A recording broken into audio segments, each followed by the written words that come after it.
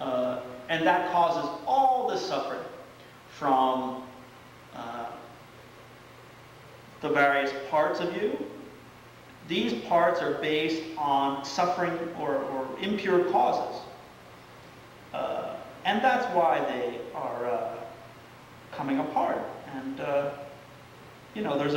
there's a joke. I mean, I'm getting up there, and especially the way that I eat, but, when you're younger, you think you're going to live forever, And then there's like when I was younger, I remember some kid got stomach cancer. And I was just like, whoa. Actually, you still know you're a kid, but you just sort of put it out of your head. You're like, he was younger than me. Like, I was like 15, and the kid was like 12 or 13, and he died horribly of like stomach cancer. And I'm like, whoa, wake up call. But when you're younger, you sort of feel like you're going to live forever. Then as you get old, like when you're younger, you run, when you're a real little kid, you run to your mom and daddy for protection.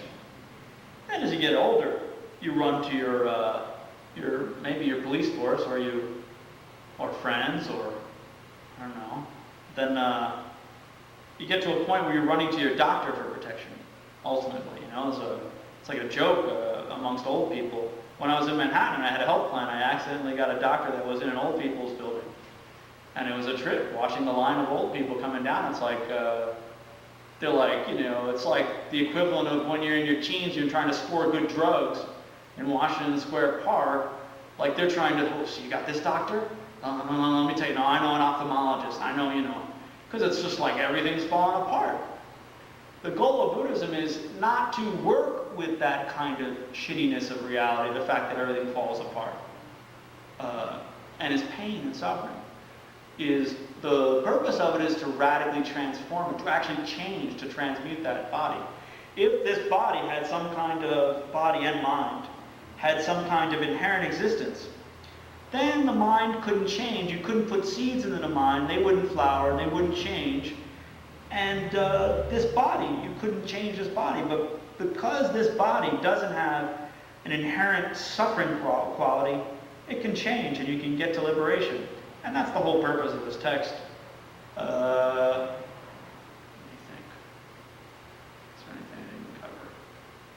Talked a little about students, teachers, the Dharma. That little chat about who you run to is more of refuge. You become a Buddhist when you actually do have in your heart that sort of, in your mind, you think the Buddha, Dharma, and the Sangha are our proper place for me to run to for refuge.